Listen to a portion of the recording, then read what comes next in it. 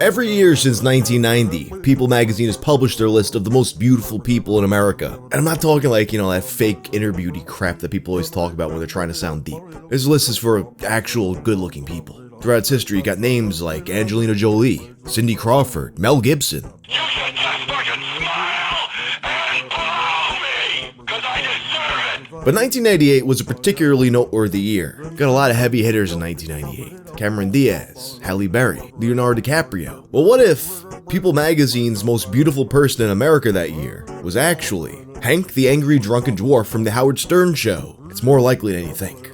For today's episode, let's take a look at how Howard Stern fans made Hank the most beautiful man in America.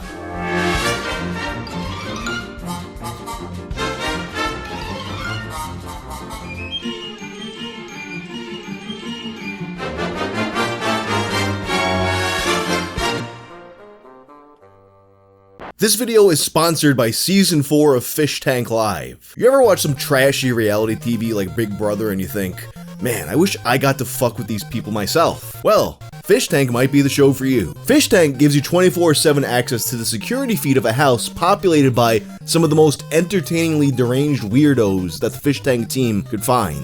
There are cameras in every single room. You can watch them cook breakfast, tell secrets, argue with each other. You might even catch someone falling down a flight of stairs.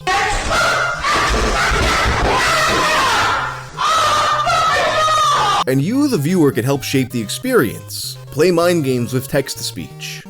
Hi, Bert. Yeah. Yeah. Hello? Hello? Or special items called fish toys. Previous season's fish toys included things like the ability to make the house very hot or very cold, the ability to remove a contestant of your choice's bed for the night. And despite the antagonistic relationship you might develop with some of the fish, each season kind of feels like something of a twisted hero's journey. You'll very quickly find yourself pulling for your favorite fish to win everything and take home the cash prize. Just go to fishtank.live and use code WANG when registering a new account. New users will get an experience point bonus. And be sure to tune into fishtank.live on Friday, June 13th for the premiere of Season 4. On Tuesday, April 28th of 1998, Howard Stern received a call on the air from a person named Jeff. Jeff called to inform Howard of the goings-on of the alt.fan.howardstern newsgroup. They had recently become interested in People magazine. You see, for the third year in a row, People magazine was currently running an online poll for their most beautiful person in America. And this time, you were allowed to put write-in candidates. Even back then, an online poll allowing write-in candidates made it such an obvious target. So Howard Stern's online fan community decided they were going to usurp the poll for their own amusement. To do that, they would nominate a frequent guest of the show. Who'd you vote for? All right, here's the deal. All fans are getting together and voting for, and this is how you write it in, Hank the Angry Dwarf. Yes. Hank the Angry Drunken Dwarf. Oh, dear. The name Hank the Angry Drunken Dwarf basically already tells you everything you need to know about him. His real name is Henry Nastiff Jr. He became part of the show after traveling to New York from Boston for a night out partying in 1996. According to Howard Stern's producer, Gary Delabate, better known as Baba Booey, he spotted a visibly drunk Hank standing outside of Howard's studio at 5:30 a.m. holding a bottle of vodka while wearing a Hawaiian shirt and a lei around his neck. Hank said that he wanted to meet Howard Stern, and there was really nobody that could better suit the vibe of the show at the time. As Gary put it, it was like a gift fell out of the sky, so they brought him on the air as Hank had hoped that they would, and it was immediately clear that he was a perfect fit for the show, and from that point on, he would go to make regular appearances on it. Of course, Hank, being afflicted with dwarfism and not exactly prioritizing his appearance, was a far cry from what People magazine wanted for their most beautiful person in America poll, which of course made him the perfect person to use to subvert the poll. When Jeff called in, Howard replied that he was actually aware of the poll and had voted the night before. Hank is now 5th in the voting. Oh, my goodness. Last night he was at number 16.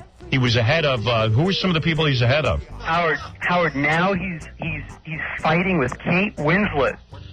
Yeah. Of course, Titanic had come out a few months prior, and either Kate or DiCaprio were favored to win the whole thing. So Howard encouraged his listeners who hadn't already voted to go vote for Hank. Amusingly, him and Jeff seem to think that the poll is case sensitive, yet while emphasizing that you have to type it exactly so it gets counted, he says it like 3 different ways. Howard alternates between, say, you have to put Hank the Dwarf, you have to put Hank the Angry Dwarf, and you have to put Hank the Angry Drunken Dwarf. They were also certain that you could only vote once, although people obviously found ways around that. According to Patrizia DeLuccio, who would work for People Online at the time, that year they had taken extra steps to keep people from messing with the poll, as the year prior, it had been taken over by bots from Hercules and Xena fans. But this didn't stop several different factions from invading the poll this year, like a bunch of gangs from the Warriors. Other people showing up on this poll included names like the Nature Boy Ric Flair and John Linnell from the band They Might Be Giants. John Linnell would actually write an article for the New York Times in which he expressed his disbelief and suggests that perhaps a hacker was involved. A user of the They Might Be Giants subreddit, Creeple Teeple, recalls some of the events of that week. We were in fact some of the hackers he suspected. My friends and I rigged up the computer lab at Penn State, and we each voted on different computers and rotated around. It was quite the caper. John Linnell would finish in 9th place, finishing ahead of Sarah Michelle Gellar, but behind Madonna. Patrizia would recall that at some point, 50 votes a minute were coming in for Hank. And despite Howard trying to prevent this from happening, she noted that they would come in various permutations of punctuation and spelling. Eventually, they would just add a Hank button to try and neaten this up a bit. When everything was said and done, Hank would come in first place with 230,000 votes. No freaking way! This was a huge lead ahead of the second place runner-up, the Nature Boy Ric Flair. Many inside the company were not thrilled that this had happened. In coverage by the New York Times, executive editor Susan Topfer said to them, "Frankly, I think it's stupid." But their director of new media, Dan Okrent, had a different view. "Somebody asked me, what are we going to do about this?" Mr. Okrent said. And I said, "We are going to stand here and be bemused." This is a big open forum. It's not intermediated by those of us who control the media.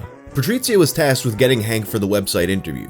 They were in fact going to recognize Hank as the winner of the poll, which would entail putting up a page for him and doing an interview. And Patrizia was the one who would be tasked with getting the interview. After leaving a message with his parents, Hank would call back the next day. "Does this mean that I'm going to be in the magazine?" he asked, his voice filled with shy yearning. "I'm sorry, it doesn't," I told him gently, "but we are going to put up a web page about you.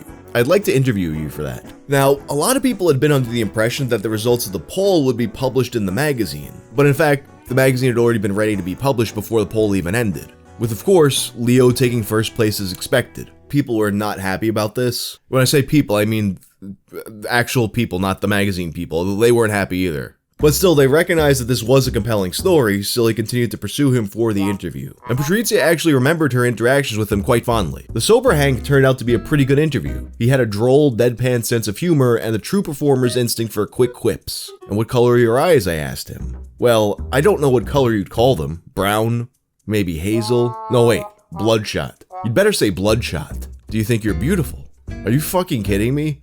I hate the way I look. I have a big head, I have long hair, I haven't washed my hair in a month. Beautiful? It's a fucking joke. But that's okay, I like jokes about fucking. Although Hank did not actually appear on the cover of People magazine, he would appear on the cover of the Boston Herald.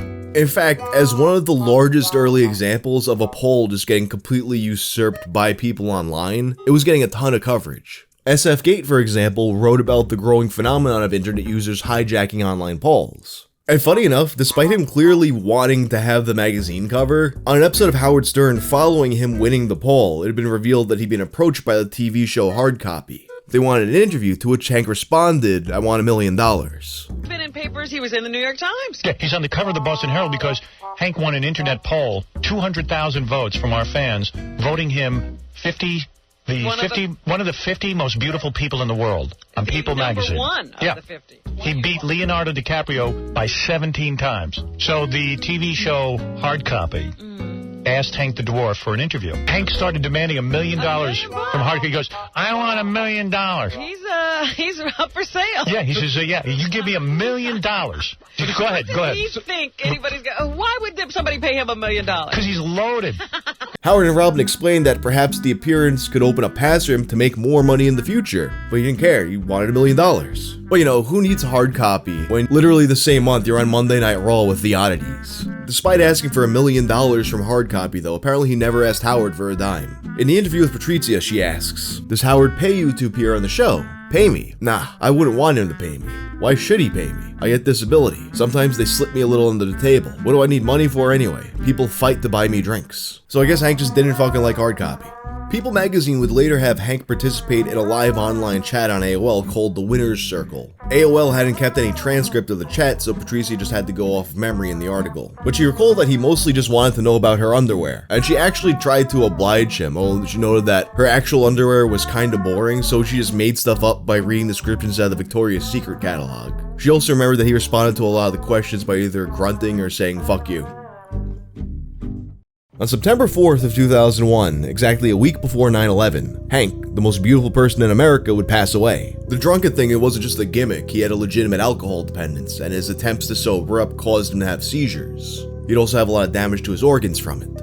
And ultimately, he passed away in his sleep, not living to see how drastically the world would change just shortly after he died. Perhaps it's kind of fitting that he was one of the key figures in establishing one of the internet's most time-honored traditions, a tradition that continues to this day. A bridge from the old world to the new world. The natural human urge to want to fuck with internet balls has had so many famous examples in the time since. What is it about this impulse that's just so inescapable? On some level, it's always fun to be able to do something that they don't want you to do, especially in public and at such a large scale. But one person who was mentioned by the New York Times in the wake of Hank's victory had a bit of a loftier take. The media tells us what food to eat, what movies to see, what music to listen to, who to vote for politically, and what kind of people are attractive enough to have relationships with. Voting for Hank the Dwarf is a reflection of how the people really feel about the media. And that's how Hank the Angry Drunken Dwarf became the most beautiful person in America. Shout out to Matt Pitt and Wavy Webster for suggesting the story. If you like this video, turn on notifications and check out my video about the God Warrior. I'm out.